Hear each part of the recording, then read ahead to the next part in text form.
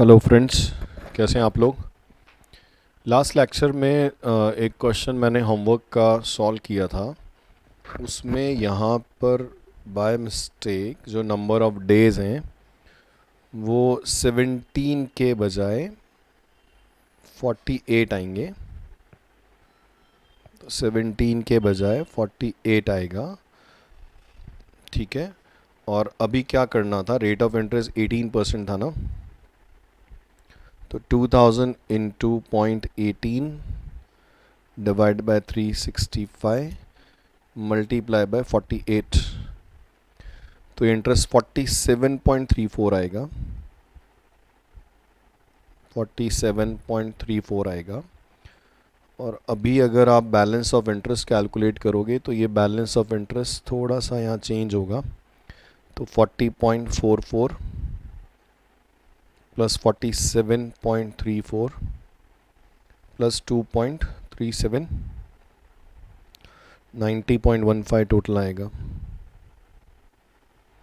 और 90.15 में से 6.90 10.21 10.85 और 5.18 माइनस करोगे तो 57.01 आ रहा है। तो ये आंसर तुम्हारा 1657.01 समथिंग कुछ आएगा। तो इसको आप करेक्ट कर लेना। वो डेज एक्चुअली फर्स्ट फैब से मैंने क्या किया, शायद काउंट करने में मिस्टेक कर दिया। तो फर्स्ट फैब से काउंट करना था। ओके, ड्यू डेट 11 फैब था, तो मैंने शायद 11 फैब से फैब एंड तक काउंट करके 17 डेज ले लिया, और उसमें 31 डेज और ऐड होगा तो 48 आएगा। ठीक है, तो ठीक है, नॉर्मल मिस्टेक है, आप करेक्ट कर सकते हैं उसको।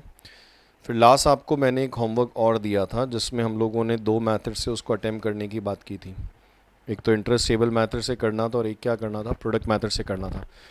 चलो 2 मिनट हम लोग रिवाइज कर सकते हैं कि हम लोगों ने क्या स्टार्ट किया था। अकाउंट करंट क्या होता है, अकाउंट करंट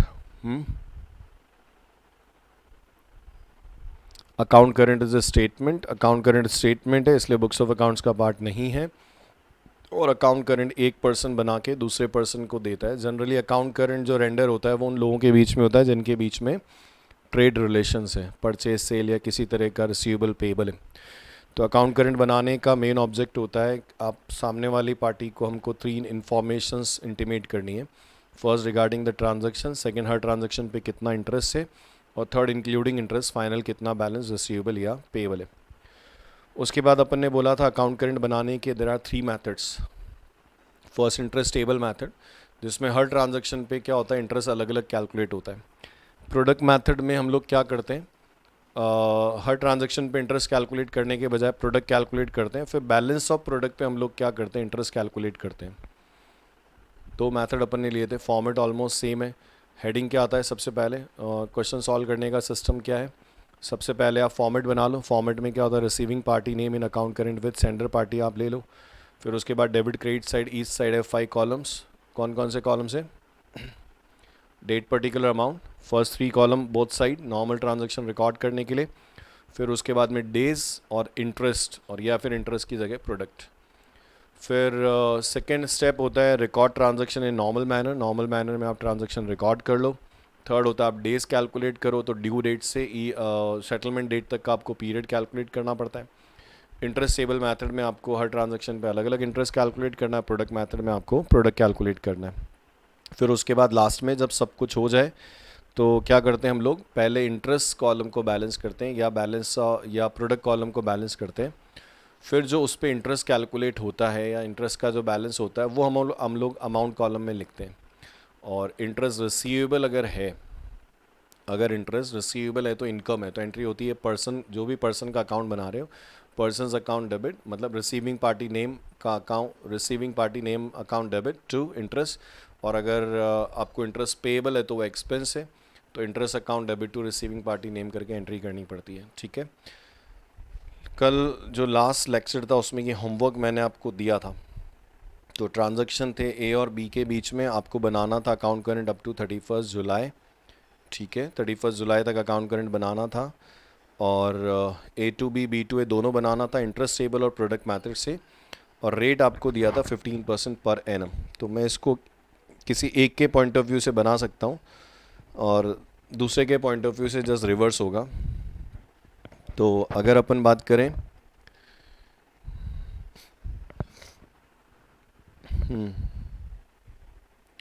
चलो यहीं पे हम लोग चालू कर लेते हैं। तो हम लोग क्या लिखेंगे, हम लोग कौन सा अकाउंट करंट बना रहे हैं, to be render bye A2B। तो हेडर अगर आप लोगे, क्या हेडर आएगा बेटा,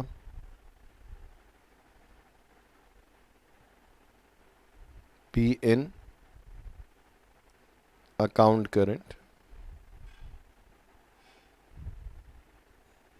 with A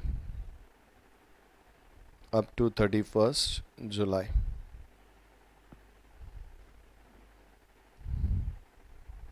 Date, particulars, amount, days, interest, date, particular amount, days or interest. Date, particular amount, interest, days or interest, date, particular amount, days और interest. ठीक है, हम लोग इंटरेस्ट टेबल मेथड ले रहे हैं, we are in the books of A, और हम लोग अकाउंट किसका बना रहे हैं, बी का। तो सारे ट्रांजैक्शन ए के पॉइंट ऑफ व्यू से अपने को कंसीडर करने हैं। ठीक है, तो सबसे पहले बात करें तो 1 June, goods purchase by B, B ने परचेज किया मतलब ए ने क्या किया, सेल किया। We are in the books of A, तो ए एंट्री क्या करेगा, B account debit to sale, B's account debit to sale 1000, transaction date 1 June, तो यही ड्यू डेट हो गई आपकी। तो जून के तो हो गए 29 और जुलाई हो गया 31, 60 डेज। तो आपको इस पे 60 डेज का इंटरेस्ट कैलकुलेट करना है इंटरेस्ट टेबल मेथड के अकॉर्डिंग। तो क्या करना पड़ेगा, 1000 मल्टीप्लाई बाय 0.15, ठीक है, divide by 360 multiply by 60, 1000 multiply by 0.15 divide by 365 multiply by 60, 24.66 या 65। ठीक है, 1 जून के बाद में 6 June, goods sold by B, B ने सेल किया मतलब ए ने क्या किया, परचेज किया। तो एंट्री क्या करेगा, purchase account debit to B, purchase account debit होगा और बी का अकाउंट क्रेडिट होगा। तो 6 जून बाय परचेज 2000, और डेज कैलकुलेट करोगे तो 30 में से 6 तो जून माइनस करो, 24 प्लस जुलाई 31, 55 डेज। तो 2000 multiply by 15% divide by 365 multiply by 55, 45.21। देखो कैलकुलेशन में मिस्टेक हो सकती है, उसमें कोई बड़ी बात नहीं है। तो आप कैलकुलेट करते समय उसको सही करते हुए अपना क्वेश्चन अटेम्प्ट किया करो। ठीक है, क्योंकि एक्चुअली क्या, घर पे बहुत ज़्यादा आप सोच सकते हैं शोरगुल रहता है, कभी कहीं से कोई आवाज़ आती है, कभी कहीं से आवाज़ आती है, तो कंसंट्रेशन ऐसा होता है कैलकुलेट करते समय कि कभी कभी इधर उधर हो जाता है। तो उस केस में आप उसको सही करके फिर अपना क्वेश्चन अटेम्प्ट किया करें। ठीक है बेटा, हाँ, कॉन्सेप्ट में कोई प्रॉब्लम नहीं होना चाहिए अपने को। 15 जून कैश पेड बाय ए, 15 जून को क्या हुआ, दो ट्रांजैक्शन हो गए।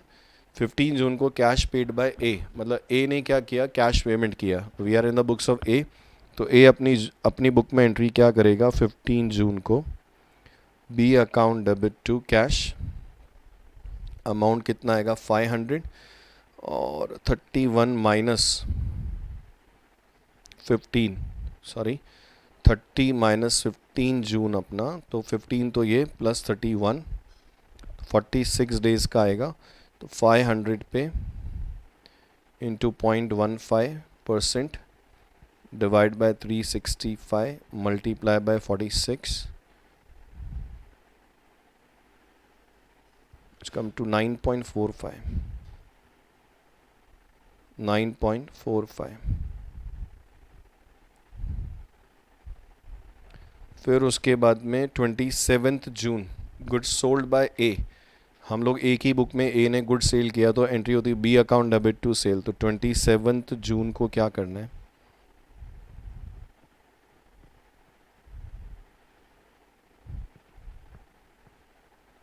27 जून को टू सेल, अमाउंट 5000, जून के 3 डेज और 34, तो 5000 मल्टीप्लाई बाय 0.15 पर एनम आ गया, डिवाइड बाय 365 मल्टीप्लाई बाय 34, 69.86 कुछ इंटरेस्ट आ रहा है।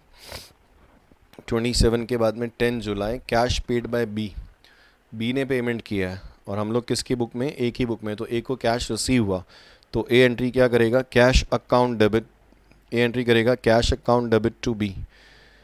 तो 10 जुलाई बाय कैश 2000, जो सेटलमेंट से पहले पेमेंट किया 21 डेज, तो आपको क्या करना है, 2000 मल्टीप्लाई बाय 0.15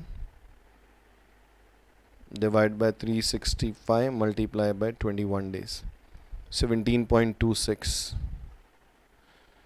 17.26। बस अभी आपको क्या करना है, अमाउंट से पहले इंटरेस्ट को देखना है, तो इंटरेस्ट का डेबिट साइड अपने को हायर दिख रहा है, तो 24.66, 24.66 प्लस 9.45 प्लस 69.86, 103.97 माइनस इसमें से क्या करना है, 45.21 और माइनस 17.26, तो ये बैलेंस 31 जुलाई, डेबिट साइड हायर है तो लिखेंगे, तो शॉर्टर साइड है ना, तो बाय बैलेंस ऑफ इंटरेस्ट 41.5, मतलब ये इंटरेस्ट रिसीवेबल है, तो रिसीवेबल मतलब इनकम है, तो आपको एंट्री करनी चाहिए B's account debit to interest. तो बी के अकाउंट के डेबिट साइड में 31 जुलाई टू इंटरेस्ट, कॉन्ट्रा भी बोल सकते हो आप, 41.5, ठीक है। Now we can balance amount column, तो 31 जुलाई को बाय बैलेंस कैरिड डाउन,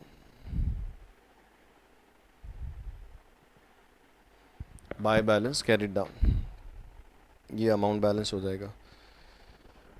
तो ये हो गया तुम्हारा 1500, 6500 प्लस 41.5, तो ये आ रहा है 6541.5 माइनस 4000, तो 2541.5।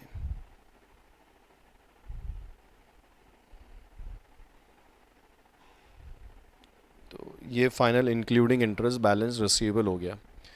तो ये अपन ने बनाया अकाउंट करंट जो ए प्रिपेयर करके बी को रेंडर कर रहा है बाय इंटरेस्ट टेबल मैथड। अब इसी को अगर अपने को किससे लेना है प्रोडक्ट मेथड से लेना है, तो अगर इसी को आपको प्रोडक्ट मेथड से लेना है तो क्या करना पड़ेगा पता है, यहाँ पे इंटरेस्ट कैलकुलेट करने के बजाय हम लोग प्रोडक्ट कैलकुलेट करेंगे। तो यहाँ पे आ जाएगा 60,500 मल्टीप्लाई बाय 46, 23,000, ठीक है, और 5,000 मल्टीप्लाई बाय 34, 1,70,000, सॉरी। अब आपको क्या करना है, ये साइड का टोटल लेना है, तो 170 प्लस 23,000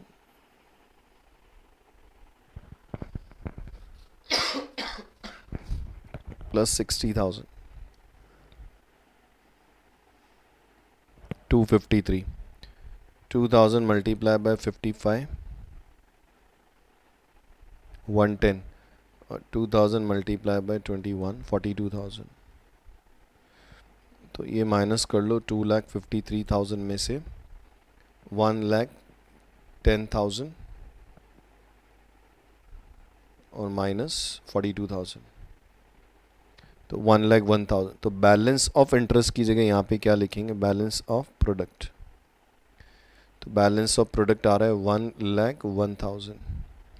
और अब आप इंटरेस्ट कैलकुलेट करोगे तो बैलेंस ऑफ प्रोडक्ट 1,01,000 और जो हर बार में से कॉमन लिया 15% और डिवाइड बाय 365, तो into 0.15 divide by 365 comes to 41.50, 41.50 या 51। अब तुम्हारा डेबिट साइड का प्रोडक्ट ज़्यादा है ना, इसलिए ये इंटरेस्ट क्या है, रिसीवेबल है, अपने को लेना है, तो इनकम है, तो receiving party name account debit to interest आपको एंट्री करनी पड़ेगी। तो कुछ 41.50 सेम इंटरेस्ट आ रहा है और यही आपका बैलेंस आएगा इस केस में यहाँ पे, ठीक है। और अगर यही सेम अकाउंट करंट अगर आप बनाओगे किसके पॉइंट से, बी के पॉइंट से, मतलब बी इन अकाउंट करंट, जैसे बी प्रिपेयर करके ए को सेंड कर रहा है, मतलब ए इन अकाउंट करंट विद बी, तो ये ट्रांजैक्शन जो है वो ऑपोजिट हो जाएंगे, बैलेंस सेम आएगा, ठीक है। चलो आगे बात करते हैं। नॉर्मली अभी तक जो आप पीरियड कैलकुलेट कर रहे थे ना, अभी तक जो आप पीरियड कैलकुलेट कर रहे थे, इंपॉर्टेंट है, ढंग से सुनना है ना। तो अभी तक जो आप पीरियड कैलकुलेट कर रहे थे वो कैलकुलेट कर रहे थे due date to settlement date. आप हर ट्रांजैक्शन की ड्यू डेट या जो ट्रांजैक्शन डेट है, तो अभी तक आप लोग ले रहे थे पीरियड कहाँ से, ट्रांजैक्शन डेट या due date to settlement date. एक बहुत इंपॉर्टेंट कॉन्सेप्ट लेते हैं, जैसे मान लो, बहुत इंपॉर्टेंट है, ढंग से सुनना समझना है ना। ये अपना नॉर्मल फॉर्मेट है अकाउंट करंट बनाने का। चलो एक नॉर्मल केस लेते हैं, ठीक है। Goods sold by A to B on 1st January 2000। Goods sold by A to B on, goods sold by A to B 2000 on 1st January। 1st January को क्या हुआ, सेल हुआ, और 10th January को क्या हुआ, B R bill receive from, bill received by A from B, मतलब A ने बी को क्या किया, सेल किया 2000 का, तो ए के लिए रिसीवेबल है, बी के लिए पेबल है।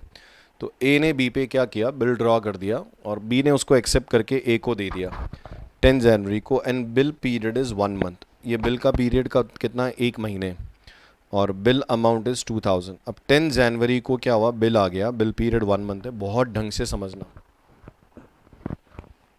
अकाउंट करंट की बात नहीं करते हैं, नॉर्मल बात करते हैं, मतलब नॉर्मल अपन बात करते हैं कि आप मुझे बताओ ए ने बी को सेल कब किया, 1st जनवरी।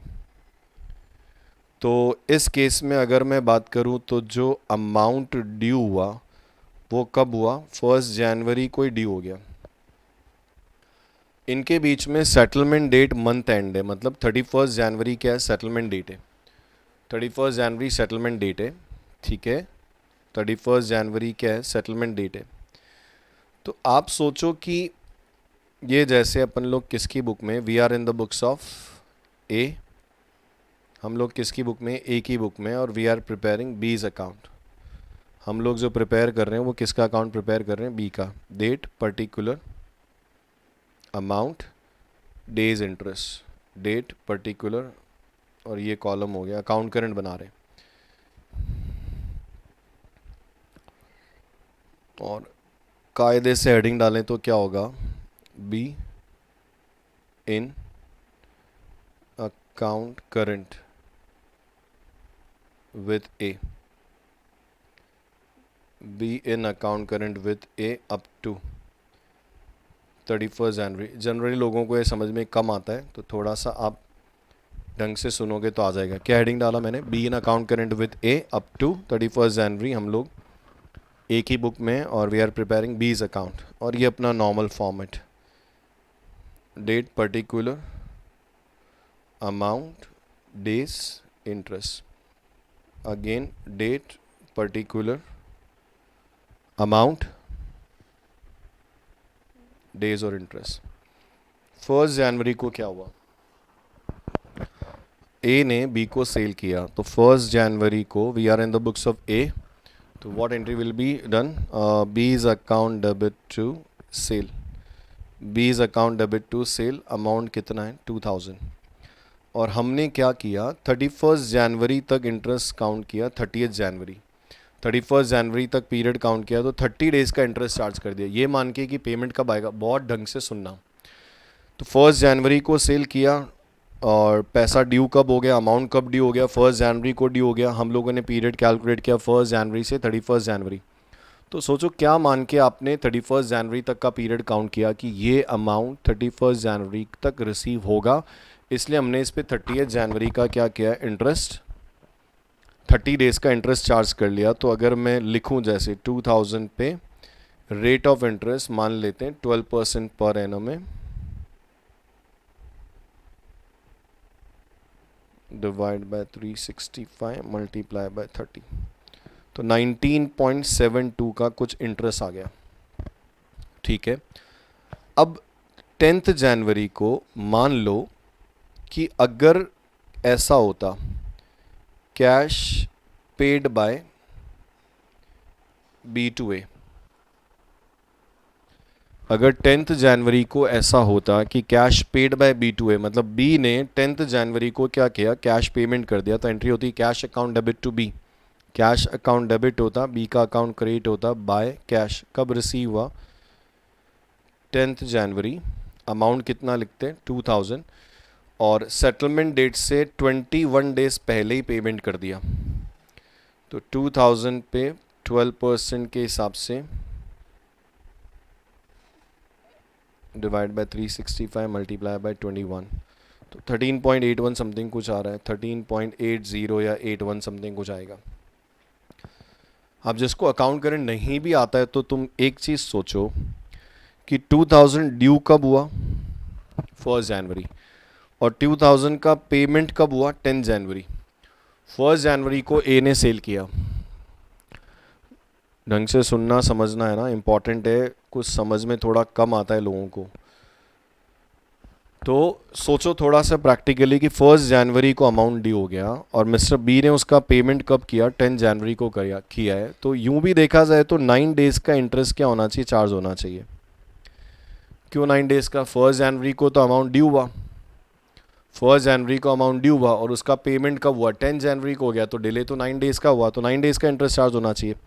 और अकाउंट करंट सिस्टम में भी यही हो रहा है, हमने पहले क्या किया, 30 डेज़ का इंटरेस्ट चार्ज किया और फिर बोला कि 20 डेज़ का इंटरेस्ट क्या है, अलाउड है, जिसको समझ में आता है नेट ऑफ। तो मैंने पहले 30 डेज़ का इंटरेस्ट चार्ज किया, फिर उसमें से 21 डेज़ का इंटरेस्ट वापस अलाउड कर दिया, नेट ऑफ करें ना, तो ये इंटरेस्ट रिसीवेबल 30 डेज़ का है और वापस इंटरेस्ट पेएबल कितने डेज़ का है, 21 डेज़ का है, तो नेट ऑफ करूँगा तो इंटरेस्ट 9 डेज़ का ही आएगा। पर अभी सोचो, ये तो हुआ नॉर्मल बात,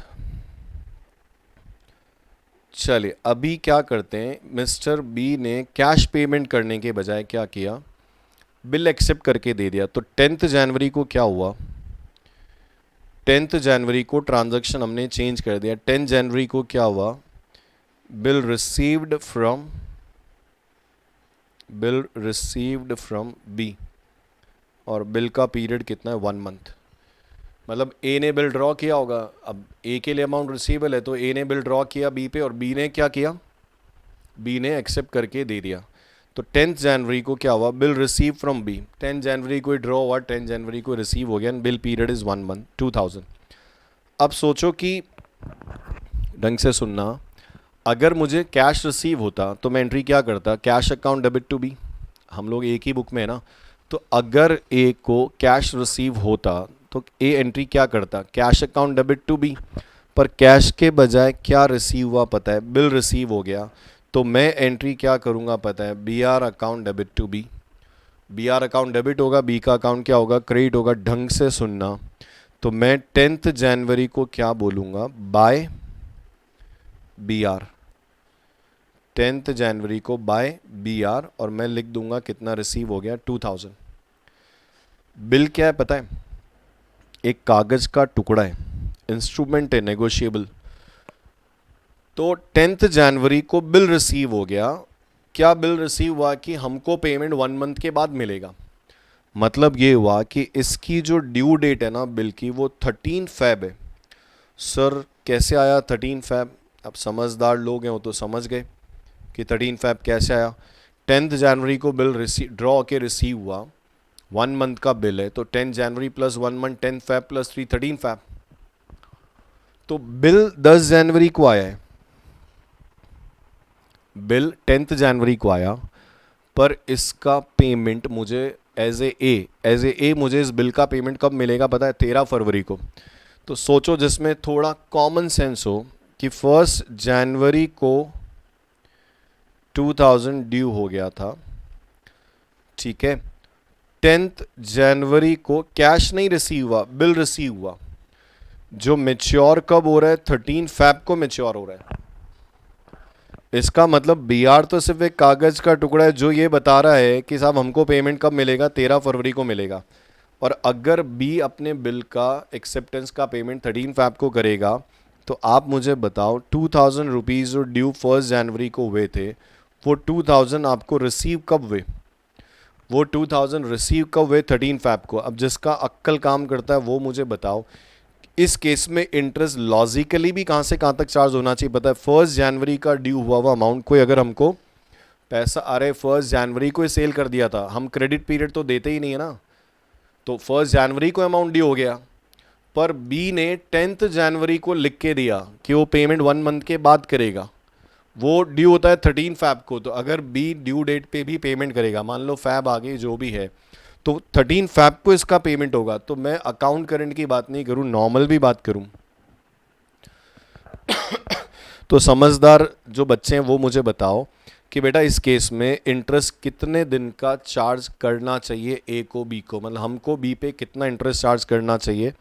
तो जनवरी का तो 30 डेज़ का और फैब का 13, मतलब 43 डेज़ का इंटरेस्ट चार्ज होना चाहिए, क्योंकि 43 डेज़ का क्या हो रहा है? डिले हो रहा है। तो बिल आने से कुछ नहीं होता है, बिल तो एक कागज़ का टुकड़ा है जो एक एश्योरेंस दे रहा है कि पेमेंट 1 महीने बाद मिलेगा। मान लो तुमको किसी को आज पेमेंट करना है और तुम उसको लिख के दे दो कि हम पेमेंट 1 महीने के बाद करेंगे, तो वो पेमेंट मान लेगा क्या? नहीं, पेमेंट तो तब मानेगा ना जब रोकड़ा आएगा। और रोकड़ा कैश कब आ रहा है? 13 फैब को आएगा।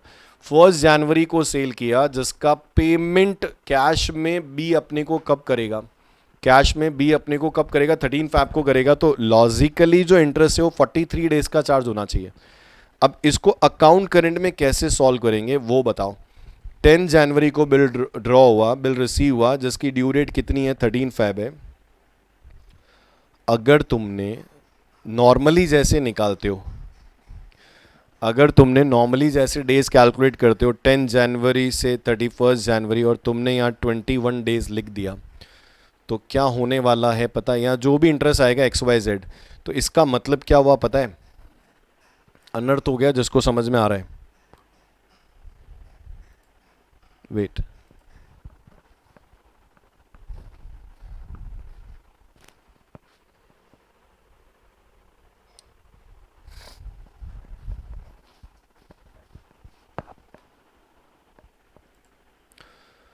तो जिसको समझ में आ रहा है वो सोचो। तुमने 30 डेज का इंटरेस्ट चार्ज किया और वापस 21 डेज का इंटरेस्ट क्या किया? उसको अलाउड कर दिया। या यूं बोलो कि 30 डेज का इंटरेस्ट रिसीवेबल बता रहे हो और 21 डेज का इंटरेस्ट पेबल बता रहे हो। इसका मतलब तुमने तो इंटरेस्ट 9 डेज का ही चार्ज किया, तो लॉजिकली बिल्कुल गलत है। तो इस केस में सेटलमेंट डेट 31 जनवरी है। 31 जनवरी सेटलमेंट डेट है, पर एक ट्रांजैक्शन इसमें ऐसा है जिसका पेमेंट ही कब आएगा? बिल आ गया, बिल पड़ा हुआ है, तो बिल तो कागज का टुकड़ा है ना, पर पेमेंट तो सोचो पेमेंट कब आएगा? 13 फरवरी को पेमेंट आएगा। तो अगर 1 जनवरी को अमाउंट ड्यू हुआ, भले ही मुझे 10 जनवरी को बिल रिसीव हो जाए, तो बिल रिसीव तो सिर्फ एक एविडेंस है कि पेमेंट 1 मंथ के बाद आएगा, जिसकी ड्यू डेट क्या है? 13 फैब है। तो कैश पेमेंट तो 13 फैब को आएगा ना। तो लॉजिकली भी बात करें तो 1 जनवरी का ड्यू हुआ हुआ अमाउंट कब मिलेगा? रोकड़ा कैश कब मिलेगा? 13 फैब को मिलेगा। तो 43 डेज का इंटरेस्ट क्या होना चाहिए? चार्ज होना चाहिए। पर आपने क्या किया? अब ढंग से सुनना, देखो है ना, आपने क्या किया? आपने इस 2000 पे 1 जनवरी से 31 जनवरी तक 30 डेज का इंटरेस्ट चार्ज किया, ये मान के कि ये पेमेंट 31 जनवरी को आ जाएगा, पर पेमेंट 31 जनवरी को नहीं आ रहा है, पेमेंट तो 13 फैब को आ रहा है, 13 फरवरी को आ रहा है। तो आप जिसको समझ में आ रहा हो, पता है 30 दिन का इंटरेस्ट तो आप ऑलरेडी चार्ज कर चुके हो, 31 जनवरी तक का आप इंटरेस्ट ऑलरेडी बता चुके हो कि लेना है, जबकि मेरे को लेना कब तक है पता है, 13 फरवरी तक। तो मेरे को 13 दिन का इंटरेस्ट और चार्ज करना है। तो यहाँ पे क्या करेंगे पता है, 13 जनवरी तक का तो आप इंटरेस्ट काउंट कर चुके हो। अब मैं 13 जनवरी से, समझो 13 जनवरी 13 जनवरी से मैं क्या करूँगा पता है, 13 फैब तक का इंटरेस्ट और चार्ज करूँगा। तो यहाँ पे मैं 13 डेज लिखूँगा, वो भी नेगेटिव। क्यों नेगेटिव? क्योंकि मैं इंटरेस्ट अलाउड नहीं कर रहा हूँ, मुझे और इंटरेस्ट चार्ज करना है। तो मैं ये 13 डेज अगर पॉजिटिव लिखूंगा ना, तो ये 30 के साथ क्या होगा, 30 से सेट ऑफ हो जाएगा। समझ रहे हो क्या हो रहा है? सुनो वापस से, तुमने 1 जनवरी को सेल किया जिसका अमाउंट 2000 है, तुमने 30 डेज यहाँ पे काउंट किए ये मान के कि आपको इसका पेमेंट 1 जनवरी से 31 जनवरी, मतलब आपने क्या मान के 30 डेज का इंटरेस्ट यहाँ पे लिया कि ये हमको 31 जनवरी को पेमेंट मिल जाएगा। पर बंदे ने बीच में ही बिल पकड़ा दिया 1 महीने का, और क्या बोला कि 1 महीने बाद पेमेंट करूँगा। तो ये बिल तो एक एश्योरेंस है ना, बिल पेमेंट थोड़ा है। तो बिल तो एक एश्योरेंस है, हमको सिर्फ 10 जनवरी को 10 जनवरी को एक एश्योरेंस मिल गया कि बिल का जो पेमेंट है, ड्यू अमाउंट का जो पेमेंट है, वो मिस्टर बी आपको 1 मंथ के बाद, मतलब 10 फैब प्लस 3 डेज नेगोशिएबल के अकॉर्डिंग 13 फैब को करेगा। तो यार 1 जनवरी को ड्यू हुआ पेमेंट अगर कोई 13 फैब को करेगा, तो 1 जनवरी से 13 फैब मतलब 43 डेज का इंटरेस्ट चार्ज होना चाहिए ना। तो तुमने तो 13 दिन का इंटरेस्ट चार्ज किया, तो इसके जो डेज है ना, वो मैं यहाँ पे लिख सकता हूँ 13 डेज।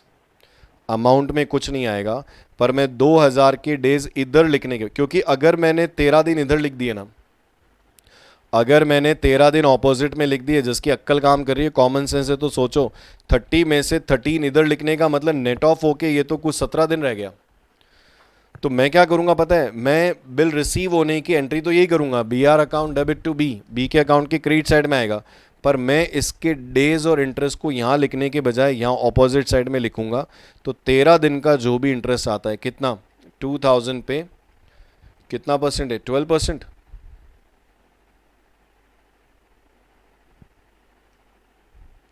तो मैं ये 8.54 यहाँ पे लिखूंगा। तो यहाँ अमाउंट तो यहाँ पे आ रहा है, पर उसका जो पीरियड और उसका जो इंटरेस्ट है वो इधर आएगा। तो जाके मैं बोलूँगा कि 30 डेज का इंटरेस्ट लेना है और 13 दिन का इंटरेस्ट और लेना है। तो अगर वो 31 जनवरी को भी सेटलमेंट की बात करेगा, तो हम लोग इंटरेस्ट जो है वो 13 फैब तक क्या करेंगे, काउंट करेंगे। तो सेटलमेंट तो मंथ एंड में हो रहा है, पर बीच में बिल पकड़ा दिया जिसकी ड्यू डेट कब आ रही है, बाद में आ रही है। तो these transaction are known as red ink transaction. क्या बोलते हैं इनको पता है? Red ink transaction, red ink transaction. Red ink क्यों बोलते हैं पता है? पुराने जमाने में पहले ऐसे ट्रांजेक्शन जो ड्यू डेट के, मतलब जो सेटलमेंट डेट के बाद ड्यू होते हैं, ऐसे ट्रांजेक्शन जो सेटलमेंट डेट, ऐसे ट्रांजेक्शन जो सेटलमेंट डेट के, ऐसे ट्रांजेक्शन जो सेटलमेंट डेट के बाद ड्यू होते हैं, उनको रेडिंग ट्रांजेक्शन बोलते हैं, और उनको पहले रेड इंक में लिखा जाता था। तो फिर ये ट्रांजेक्शन को रेड इंक में लिखते थे। तो रेड इंक में 13 लिखते थे। कितना इंटरेस्ट आ रहा है?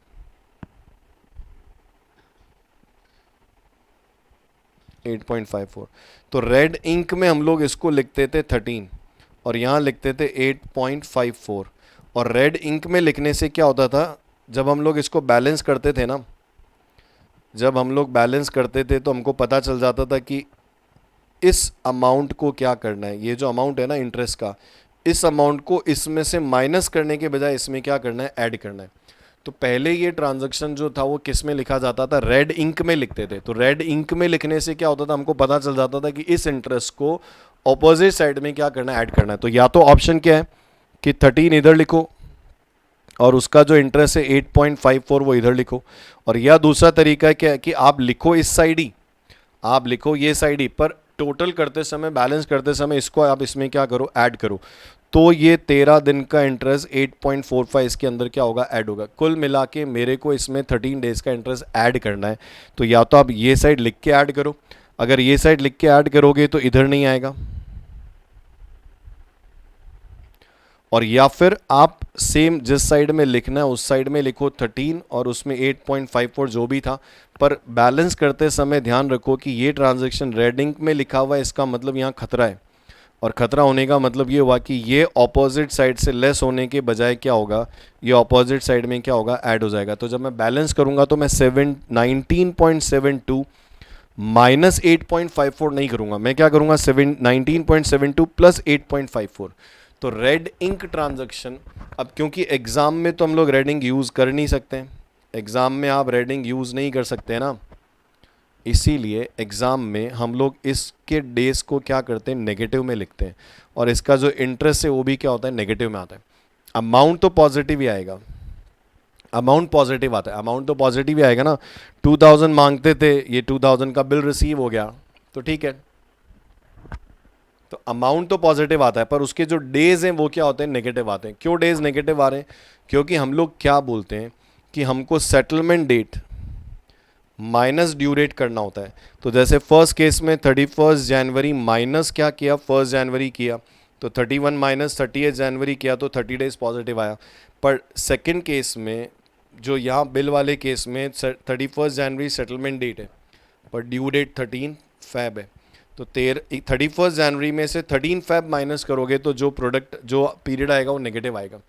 तो रेडिंग ट्रांजैक्शन होता क्या है, रेडिंग ट्रांजैक्शन क्या होता है समझो। रेडिंग ट्रांजैक्शन मतलब क्या हुआ, ऐसा ट्रांजैक्शन जिसकी ड्यू डेट, समझ रहे हो, ऐसा ट्रांजैक्शन जिसकी ड्यू डेट सेटलमेंट डेट के बाद आती है उसको रेडिंग ट्रांजैक्शन बोलते हैं। और इंपॉर्टेंट क्या है, रेडिंग ट्रांजैक्शन रिकॉर्ड तो नॉर्मल वे से होता है, रेडिंग ट्रांजैक्शन रिकॉर्ड तो नॉर्मल वे से होता है, बस फर्क क्या पड़ता है, क्या फ़र्क पड़ता है, उसका जो डेज है वो नेगेटिव आता है। क्यों नेगेटिव आ रहा है, उसका रीज़न ये कि आप सेटलमेंट डेट में से ड्यू डेट माइनस कर रहे हो, और सेटलमेंट डेट पहले और ड्यू डेट क्या है, बाद में। अब सोचो अगर कोई 25 जनवरी, अगर कोई 25 जनवरी माइनस 20 जनवरी करेगा तो 5 डेज पॉजिटिव आएगा। पर कोई अगर 25 जनवरी, चल जा भाई, अगर कोई 25 जनवरी माइनस 29 जनवरी करेगा तो 4 डेज नेगेटिव ही आएगा ना। 25 माइनस 29 करोगे तो नेगेटिव ही आएगा। अब 31 जनवरी में से आगे का कोई डे माइनस करोगे तो नेगेटिव ही आएगा, तो लॉजिकली वो नेगेटिव आता है। तो रेडिंग ट्रांजैक्शन को क्या करते हैं, रिकॉर्ड तो नॉर्मल वे से करते हैं, पर उसका जो डेज है और जो उसका इंटरेस्ट है या प्रोडक्ट है वो क्या होता है, नेगेटिव आता है। और नेगेटिव आने की वजह से क्या होता है, नेगेटिव आने की वजह से क्या होता है, वो ऑपोजिट साइड में क्या होता है, ऐड हो जाता है, या वो सेम साइड से क्या होता है, माइनस हो जाता है बैलेंस कैलकुलेट करते समय। तो अब मैं ऐसा बोल सकता हूँ कि there are 2 types of transaction. First, ऐसे ट्रांजैक्शन जिनकी due date before settlement date है। तो ऐसे ट्रांजैक्शन जिनकी ड्यू डेट बिफोर सेटलमेंट है तो उनको हम लोग क्या बोलते हैं, नॉर्मल ट्रांजैक्शन। और उनके डेज एंड इंटरेस्ट या प्रोडक्ट हमेशा क्या होते हैं, पॉजिटिव होते हैं। और ऐसे ट्रांजैक्शन जिनकी ड्यू डेट कब होती है, after settlement date, settlement date के भी बाद ड्यू हो रहे हैं, वो जो हैं वो क्या है, रेड इंक ट्रांजैक्शन है। और उनके डेज एंड इंटरेस्ट या प्रोडक्ट जो भी मेथड हो वो किस में लिखते हैं, नेगेटिव में लिखते हैं। और नेगेटिव में लिखने से क्या हो जाता है, नेगेटिव में लिखने से क्या होता है, वो इंटरेस्ट या प्रोडक्ट या तो अपोजिट साइड में ऐड हो जाता है या वो सेम साइड से क्या होता है, माइनस हो जाता है। देखो एक और एग्जांपल लेते हैं। मान लेते हैं हम लोग क्या बात कर रहे हैं, अब जो समझदार है उसको समझ में आ जाएगा, जो नहीं होगा उसको थोड़ा प्रॉब्लम आएगा। Transaction between A and B, A और बी के बीच में क्या हुआ, ट्रांजैक्शन हुआ। क्या ट्रांजैक्शन है? ओके, इनका जो सेटलमेंट डेट है वो 31 जनवरी है, मतलब ये सेटलमेंट 31 जनवरी को करते हैं। तो क्या हुआ, 5 जनवरी को goods sold by A to B,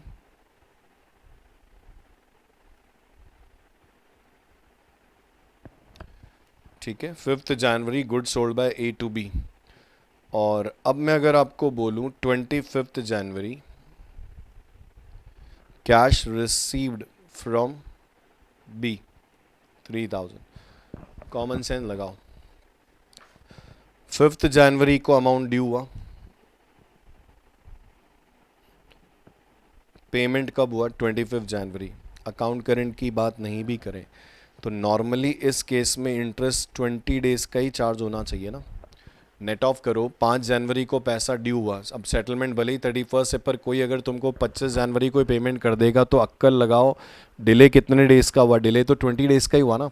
तो डिले अगर 20 डेज़ का है तो इंटरेस्ट भी 20 डेज़ का ही चार्ज होना चाहिए। अब इस केस में अगर आप अकाउंट करंट बनाओगे,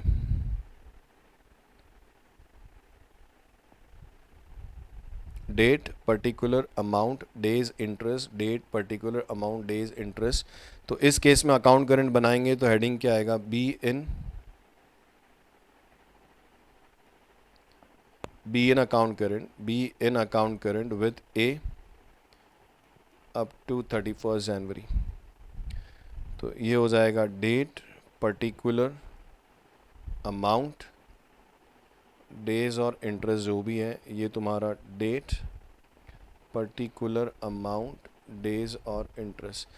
you are in the books of A, और अकाउंट किसका बना रहे हो, बी का बना रहे हो। बी ने क्या किया, 5 जनवरी को सेल किया, तो 5 जनवरी को आ जाएगा टू सेल, अमाउंट कितना हो गया 3000। अब एवरेज ड्यू रेट मैथड क्या बोलता है अपने को, सॉरी अकाउंट करंट क्या बोलता है कि 5 जनवरी को ड्यू हुआ, सेटलमेंट 31 जनवरी, मतलब मैक्स टू मैक्स डिले होगा तो 31 जनवरी को होगा, तो आप इंटरेस्ट कैलकुलेट कर लो कितने डेज का, 26 दिन का। 31 में से 5 डेज माइनस करो, 26 दिन का जो भी इंटरेस्ट आता है आप कैलकुलेट कर लो। पर क्या हुआ कि पेमेंट आपको 25 जनवरी को ही आ गया, तो cash account debit to B, cash debit होगा, बी का अकाउंट क्रेडिट होगा। तो 25 जनवरी को क्या हुआ, बाय कैश कितना 3000, पेमेंट मिल गया। तो अपन क्या बोल रहे हैं, सेटलमेंट से पहले पेमेंट कर दिया, कितने डेज पहले, 6 डेज पहले। तो ये लॉजिकली एकदम सही कि पहले तुमने 26 डेज का रिसीवेबल बताया, फिर तुमने उसमें से 6 डेज का इंटरेस्ट क्या हुआ, पेबल बताया। जिसको समझ में आ रहा है तो हमारे लिए इंटरेस्ट कितने डेज का रिसीवेबल है, 20 डेज का इंटरेस्ट हमारे लिए क्या है, रिसीवेबल है। पर अभी इस एग्जाम्पल को मैं चेंज कर दूं और मैं बोलूं 25 जनवरी को bill received from B 1 month. अब 1 मंथ इसका मतलब 25 जनवरी को बिल मिला 1 मंथ का, तो 25 फैब और 28 फैब, तो इसमें 28 फैब ड्यू डेट है। अब नॉर्मल कॉमन सेंस लगाओ कि अमाउंट ड्यू कब हुआ था, ड्यू डेट ऑफ अमाउंट क्या थी तुम्हारी, ड्यू डेट ऑफ अमाउंट है 5 जनवरी, और रिसीव कब हो रहा है, अमाउंट फाइनली रिसीव होगा 28 फैब को।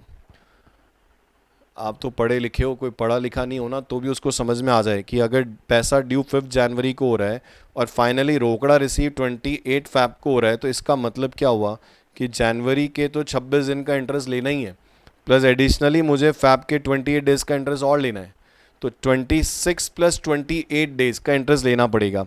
और अब क्या हो रहा है पता है, यहाँ पे अगर मैं बात करूँ तो अब क्या हुआ, 25 जनवरी को बिल रिसीव हो गया, कैश आता तो एंट्री क्या होती, कैश अकाउंट डेबिट, कैश आता तो एंट्री होती cash account debit to B, cash की जगह क्या हुआ, बिल आया तो एंट्री हुई B R account debit to B. तो 25 जनवरी को क्या हो गया, बाय बी आर। पर प्रॉब्लम क्या है, इसकी ड्यू डेट 28 फैब है, इसकी ड्यू डेट 28 फैब है जो सेटलमेंट के बाद है।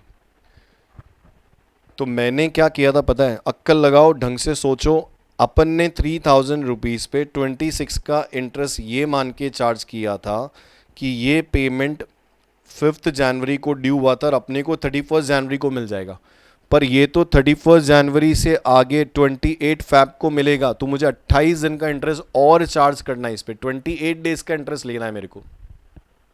अभी मत कहना सर सेटलमेंट फैब कर दो, सेटलमेंट फैब में नहीं, सेटलमेंट तो 31 जनवरी को ही होगा। तो इस केस में मुझे 23,000 का बिल तो रिसीव हो गया, पर मुझे इस पे 28 डेज का इंटरेस्ट और चार्ज करना है, तो मैं इस 28 डेज को नेगेटिव लिखूंगा और इसके इंटरेस्ट को भी नेगेटिव लिखूंगा। और जब मैं इंटरेस्ट के कॉलम को क्या करूंगा, बैलेंस करूंगा, जब मैं इंटरेस्ट, जो भी इंटरेस्ट का कॉलम होगा मैं बैलेंस करूंगा, तो पता है क्या करूंगा, ये अमाउंट इस साइड क्या होगा, ऐड कर दूंगा। तो 26 डेज का तो इंटरेस्ट आप ऑलरेडी चार्ज कर रहे थे और 28 डेज का इंटरेस्ट और इसमें क्या होगा, ऐड होगा। तो लॉजिक भी यही बोलता है कि आपको 26 प्लस 28 दिन का इंटरेस्ट चार्ज होना चाहिए। तो 26 दिन का इंटरेस्ट तो हम लोगों ने पहले ही चार्ज कर लिया था 31 जनवरी तक, जबकि पैसा 31 जनवरी के बाद मिलेगा, तो मैं ये और इंटरेस्ट क्या करूंगा, चार्ज करूंगा। तो ट्रांजैक्शन तो नॉर्मल वे से ही रिकॉर्ड होता है, पर उसका जो डेज है और जो इंटरेस्ट या प्रोडक्ट है वो नेगेटिव में लिखते हैं। और नेगेटिव में लिखने का इम्पैक्ट क्या होता है कि जब आप इंटरेस्ट या प्रोडक्ट को बैलेंस करते हो तो वो अमाउंट ऑपोजिट साइड में क्या होता है, ऐड हो जाता है। तो रेड इंक ट्रांजैक्शन क्या होता है, रेड इंक ट्रांजैक्शन, तो जो मैंने अभी तक आपको समझाया, सबसे पहले बात करें तो रेड इंक ट्रांजैक्शन का मतलब ऐसा कोई भी ट्रांजैक्शन, ऐसा कोई भी ट्रांजैक्शन जो सेटलमेंट डेट के बाद ड्यू होता है उसको रेड इंक ट्रांजैक्शन बोलते हैं। नॉर्मल ट्रांजैक्शन क्या होता है, जो सेटलमेंट डेट से पहले ड्यू होता है वो नॉर्मल ट्रांजैक्शन है, जो सेटलमेंट डेट के बाद ड्यू होता है वो रेड इंक ट्रांजैक्शन है। दोनों में डिफरेंस क्या है, डेज कैलकुलेशन, नॉर्मल ट्रांजैक्शन में ड्यू डेट से सेटलमेंट डेट होती है, नॉर्मल ट्रांजैक्शन में डेज का कैलकुलेशन ड्यू डेट से सेटलमेंट डेट होती है। रेड इंक में डेज का कैलकुलेशन सेटलमेंट डेट से ड्यू डेट होती है, सेटलमेंट डेट से ड्यू डेट होती है। और रेड इंक ट्रांजैक्शन में डेज नेगेटिव आते हैं, डेज नेगेटिव आते हैं।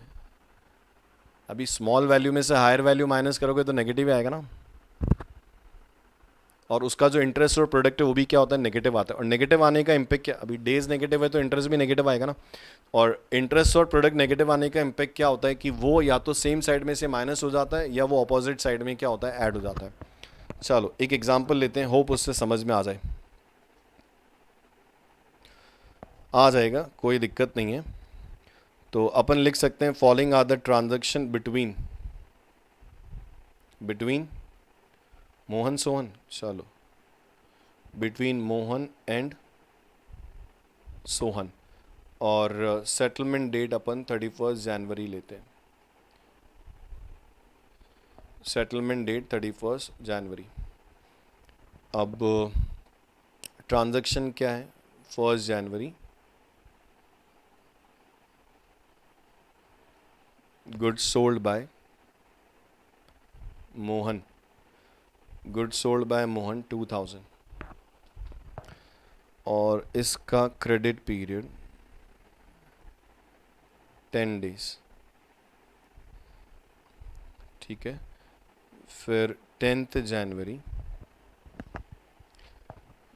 Again goods sold by Mohan, फिर मोहन ने सेल किया,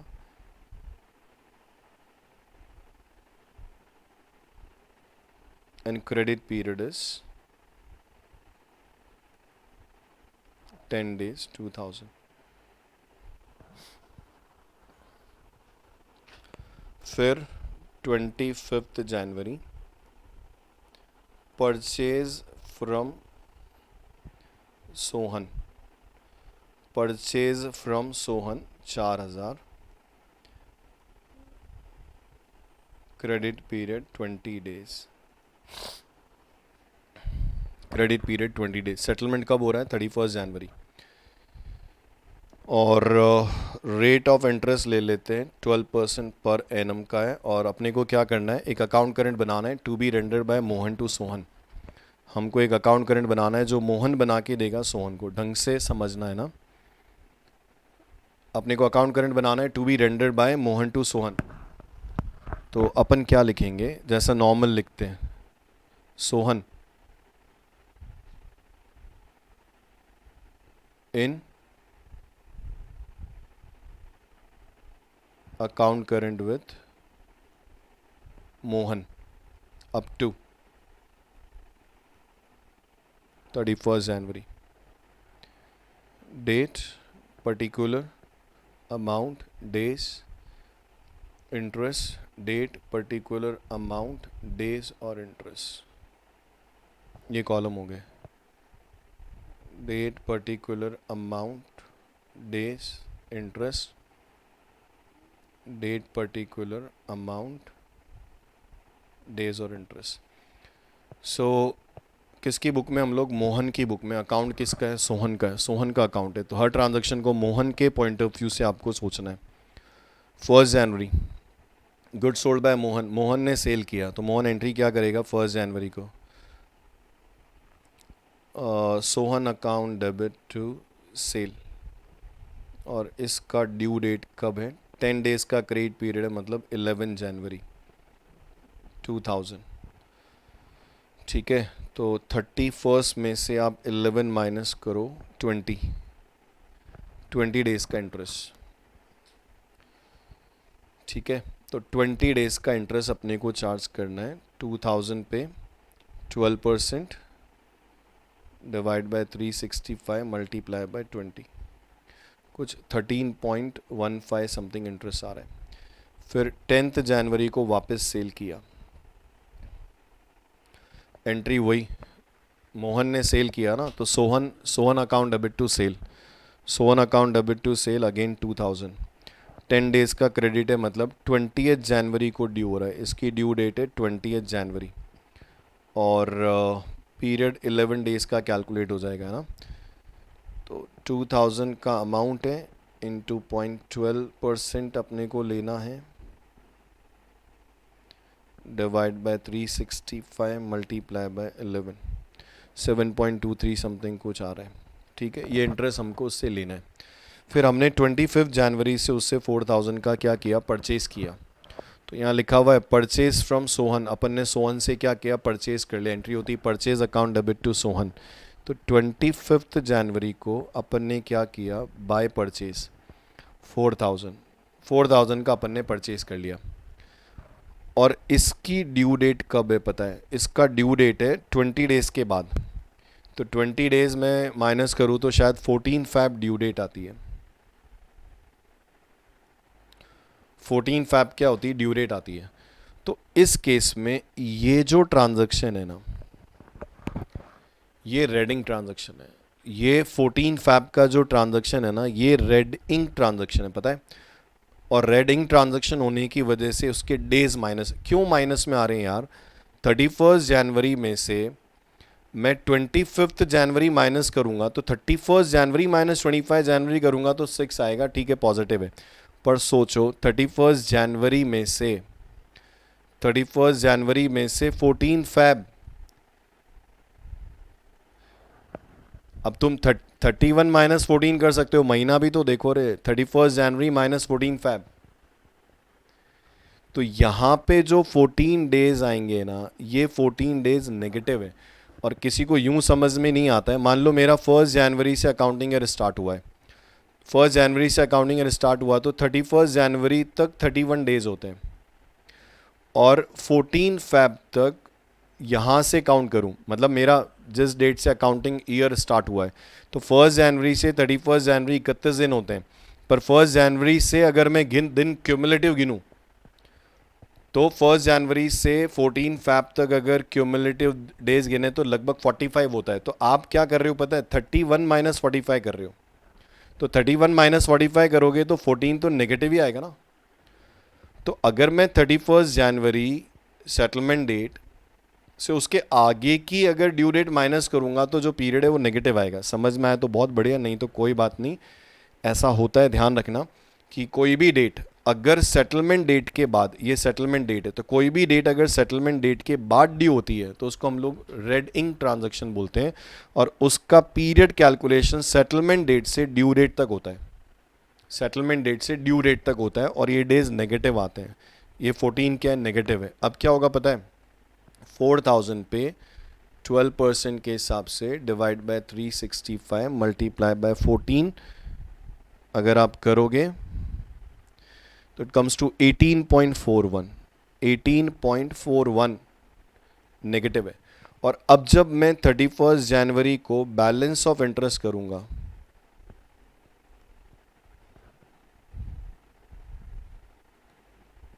समझो, अब 31 जनवरी को जब बैलेंस ऑफ इंटरेस्ट करेंगे तो क्या होगा पता है? 13.15 प्लस 7.23, ये हो गया 20.38, और माइनस नहीं करना है, प्लस करना है 18.41। तो यहां पे बैलेंस ऑफ इंटरेस्ट आएगा 38.79, और जिसकी अक्ल काम कर रही है तभी ये 20.38 टोटल आएगा, क्योंकि 38.79 जो है ना, 38.79 जो है वो पॉजिटिव है और ये नेगेटिव है, और ये माइनस करोगे तो यहाँ 20.38 आएगा जो टोटल होगा। तो मैंने क्या किया, इन दोनों को सम किया, और ये नेगेटिव होने की वजह से मैंने इसको भी क्या किया, ऐड किया। तो यहाँ पे जो बैलेंस ऑफ प्रोडक्ट आ रहा है वो कितना आ रहा है? बैलेंस ऑफ इंटरेस्ट आ रहा है 30.79। मतलब 30.79 का इंटरेस्ट क्या रिसीवेबल है, लेना है। लेना है मतलब इनकम है। और अगर मैं एंट्री के पॉइंट ऑफ व्यू से बात करूँ तो Sohan account debit to interest होना चाहिए, और मैं सोहन के अकाउंट में क्या करूँगा, 31 जनवरी को टू इंटरेस्ट लिखूँगा। कितना? 38.79। अब बहुत इंटरेस्टिंग है, अब जब मैं यहाँ अमाउंट को बैलेंस करूँगा ना 31 जनवरी को, तो मैं क्या बोलूँगा, बाय बैलेंस। तो अमाउंट का बैलेंस क्या होगा पता है? 38.79 आ रहा है, 38.79। इसका मतलब ये हुआ कि देखो, हमारे को हमने सेल किया 2000 का, तो 4000 हमारे लिए क्या रिसीवेबल है, और हमने 4000 का गुड्स क्या किया, परचेज किया। तो प्रिंसिपल अमाउंट तो बराबर हो गया, पर हमारे लिए इंटरेस्ट अभी भी रिसीवेबल है। कितना है? 38.79 का इंटरेस्ट रिसीवेबल है। और मैं लॉजिकली इसको प्रूव भी कर सकता हूं। देखो 1 जनवरी, ओके, देखो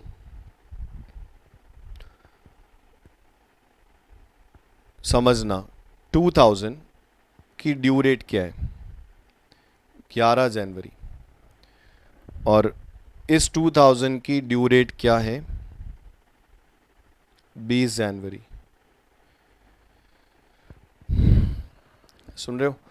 ये जो 2000 है ये अपने को कब लेना था? 11 जनवरी को, फर्स्ट वाला ट्रांजैक्शन, फर्स्ट। ये जो सेकंड वाला 2000 है ना, इसकी ड्यू डेट क्या है? 20 जनवरी। मतलब अपने को ये कब लेना है? 20 जनवरी को लेना है। जबकि 4000 की जो पेमेंट डेट है, 4000 की जो पेमेंट डेट है ना, वो 14 फैब है। इसका मतलब तुम ऐसे सोच सकते हो कि ये 2000 तुमको कब लेना था? 11 जनवरी को। जो 2000 का जो सेल किया ना, ये 2000 कब रिसीवेबल है? 11 जनवरी को। ये 2000 कब रिसीवेबल है? 20 जनवरी को। और आपको फाइनली 4000 रुपीज़ रिसीव एक तरह से देखा जाए तो कब हो रहा है? 14 फैब को। तो मैं क्या करूंगा, इस पे इन दोनों पे क्या करूंगा, इंटरेस्ट चार्ज करूंगा। समझो, हमने सेल कौन है? हम कौन है? मोहन। मोहन ने सेल किया 2000, जो मोहन को कब लेना था? 11 जनवरी को। और फिर 2000 का सेल किया तो ये 20 जनवरी को लेना था। फिर हमने परचेज किया 4000, जिसका पेमेंट हमको कब करना था? 14 फैब को। सुन रहे हो? हमको ये पैसा 14 फैब को देना था, ये 4000 वाला। तो अपने को उससे लेना 11 जनवरी और 20 जनवरी को, जबकि हमको उसको पेमेंट कब करना था? 14 फैब को पेमेंट करना था।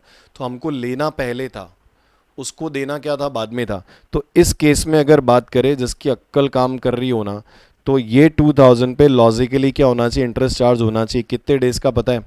जनवरी के कितने डेज?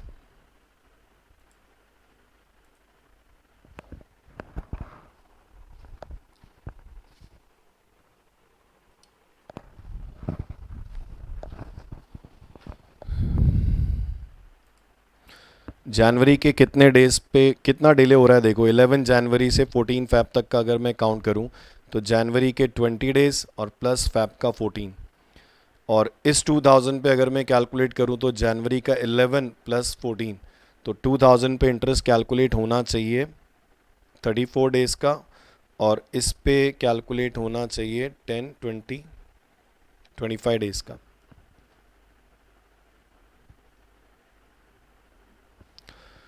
तो 2000 पे कैलकुलेट करो, 2000 पे 12% के हिसाब से डिवाइड बाय 365 मल्टीप्लाई बाय 34, 22.35 का इंटरेस्ट लेना है अपने को। और ये जो 2000 पे 0.12% के हिसाब से डिवाइड बाय 365 मल्टीप्लाई बाय 25, 16.43, और सम करें तो प्लस करो 22.35, तो इट कम्स टू अराउंड 38.78। तो 38.78 का इंटरेस्ट लॉजिकली लेना बनता है। और यहाँ भी देखें तो ये कितना है, 38.78 है। समझ में आया तो बहुत अच्छी बात, नहीं तो कोई बात नहीं, कोई दिक्कत नहीं है। सुनो, कंक्लूजन क्या है, there are two types of transaction. First, ऐसे ट्रांजैक्शन जिनका ड्यू डेट सेटलमेंट से पहले आता है उनको बोलते हैं नॉर्मल ट्रांजैक्शन। उस केस में पीरियड कैलकुलेट होता है ड्यू डेट से सेटलमेंट डेट तक, और वो पॉजिटिव होता है, क्योंकि आप सेटलमेंट डेट में से ड्यू डेट माइनस कर रहे हो, जो पहले आती है तो पॉजिटिव आता है डेज। और एक होते हैं ऐसे ट्रांजैक्शन जो सेटलमेंट डेट के बाद ड्यू रहे। तो ऐसा कोई भी ट्रांजैक्शन जो सेटलमेंट डेट के बाद ड्यू होगा, ऐसा कोई भी ट्रांजैक्शन जो सेटलमेंट डेट के बाद ड्यू होगा, उसको रेड इंक ट्रांजैक्शन बोलते हैं। उसका डेज कैलकुलेशन सेटलमेंट डेट से ड्यू डेट तक होता है। तो सेटलमेंट डेट से ड्यू डेट, उसके आगे की ड्यू डेट माइनस करोगे तो उसके जो डेज है वो नेगेटिव आते हैं, और उसके डेज नेगेटिव आते हैं, और डेज नेगेटिव आने की वजह से उसका इंटरेस्ट और प्रोडक्ट भी क्या होता है, नेगेटिव आता है। तो उसको ब्रैकेट में नेगेटिव साइन के साथ शो करते हैं। और नेगेटिव साइन के साथ में शो करने का से इम्पैक्ट क्या आता है कि वो ऑपोजिट साइड में बैलेंस कैलकुलेट करते समय ऐड हो जाता है, या सेम साइड से क्या होता है, माइनस हो जाता है। समझ में आया? उन ट्रांजैक्शंस को रेडिंग ट्रांजैक्शन बोलते हैं। तो एक क्वेश्चन आप लोगों के लिए, just for example, following are the transaction between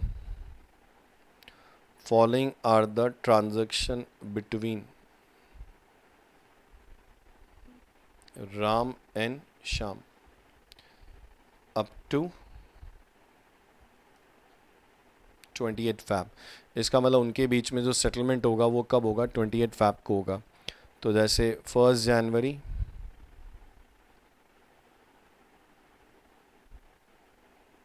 goods sold to Shyam 2000, credit period 10 days। ठीक है। 20th January purchase from Shyam, credit period 10 days 1000। फिर 1 Feb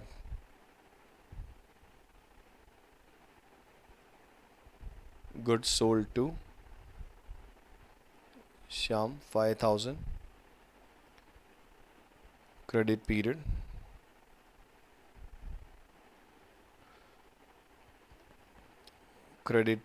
5 days।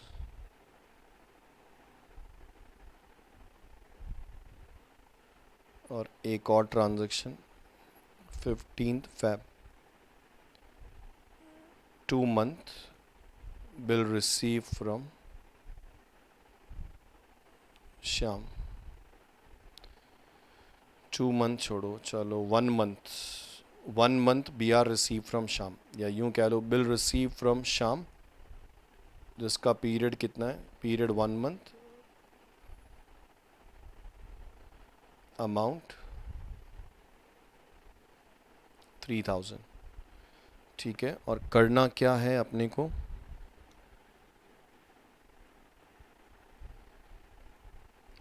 prepare an account current to be rendered by Ram to Shyam by product method, to be rendered by Ram to Shyam, to be rendered by Ram to Shyam by product method, and rate of interest is 15% per annum। तो आपको account current बनाना है, राम शाम को render कर रहा है, तो we are in the books of Ram, और अकाउंट किसका बनेगा, शाम का। रेट ऑफ इंटरेस्ट 15% है, और इसकी जो ड्यू डेट आएगी 15 फैब प्लस 1 मंथ, 15 मार्च प्लस 18 मार्च, तो ये ट्रांजैक्शन आपके लिए रेडिंग ट्रांजैक्शन होगा। तो इस क्वेश्चन को आपको क्या करना है, अटेम्प्ट करना है, ठीक है।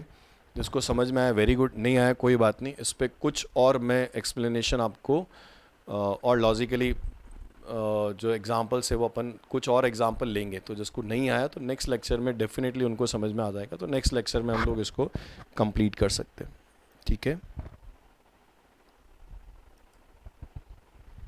वेट,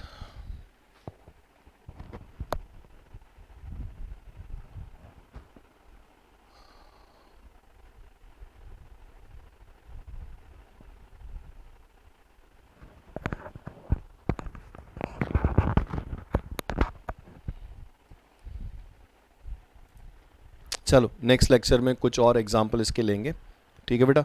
तो जिनको नहीं समझ में आया वेट फॉर नेक्स्ट लेक्चर, जिनको समझ में आया वेरी गुड, और जिनको नहीं आया एक बार वापस से देख सकते हैं, आ जाएगा समझ में। रीडिंग बहुत इंपॉर्टेंट है यहाँ पे अपने लिए।